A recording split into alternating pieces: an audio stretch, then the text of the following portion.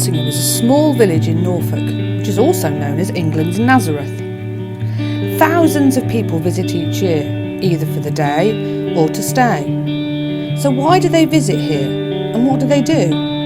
Why is it called England's Nazareth? To find out, we have to go back in history to the year 1061. In the year 1061, in the reign of St Edward the Confessor, a widow of the Lord of the Manor of Walsingham Parva, called the Lady Rocheldis, had a vision of the Virgin Mary, who was the mother of Jesus. The Virgin Mary appeared to Rocheldis and took her in spirit to Nazareth and showed her the house where the angel Gabriel had appeared to her and asked her if she would have God's Son. The Lady Rocheldis was told to take note of the measurements of this holy house and to build a copy of it in Walsingham, hence the name England's Nazareth. It didn't just happen once though. Rocheldis saw the vision 3 times. It proved difficult for the workmen to build the small wooden house, and Rocheldis spent all night in prayer as she was not quite sure what to do next. The next morning it was discovered that the chapel was completed, and it was believed that Our Lady, with the assistance of the holy angels, had removed the house to the spot which she herself had chosen, by which a spring of water was found. The story quickly spread, and Walsingham soon became a centre of pilgrimage. In the 14th century, Augustinian canons built a priory to look after the many pilgrims that came, and they built a stone chapel over the wooden house to protect it. Many kings and queens came to pray at the shrine, all the way from Henry III and Edward II up to Henry VIII. Pilgrims often took their shoes off to walk the last mile to the shrine barefoot, as a sign of penitence or being sorry to God. All went well until the reign of King Henry VIII. He wanted to divorce his first wife, Catherine of Aragon, who had failed to give him a son. When the head of the Roman Catholic Church, the Pope, refused to grant the divorce, Henry set up the Church of England.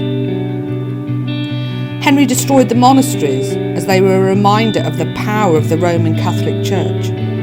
It was also true that the monasteries were the wealthiest places in the country, and Henry's lifestyle, along with his wars, had led to a lack of money. Monasteries owned over a quarter of all the cultivated land in England.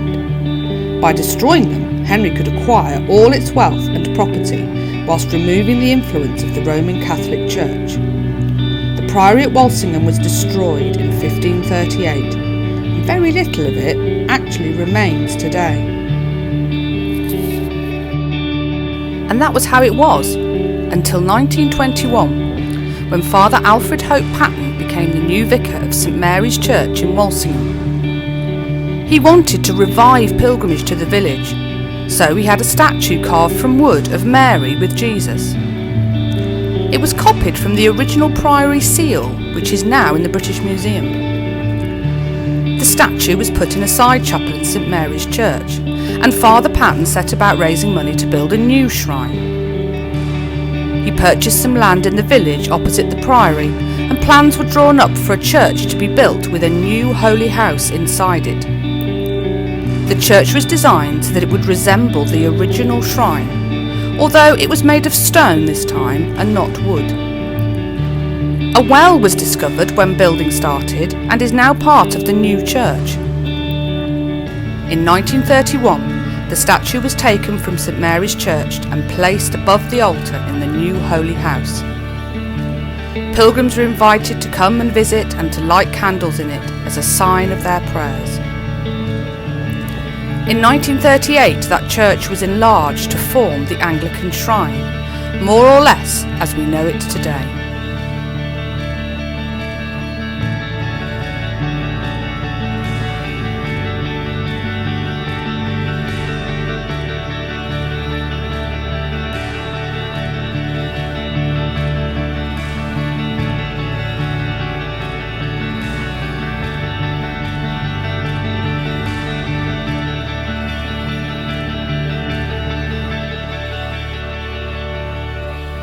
you.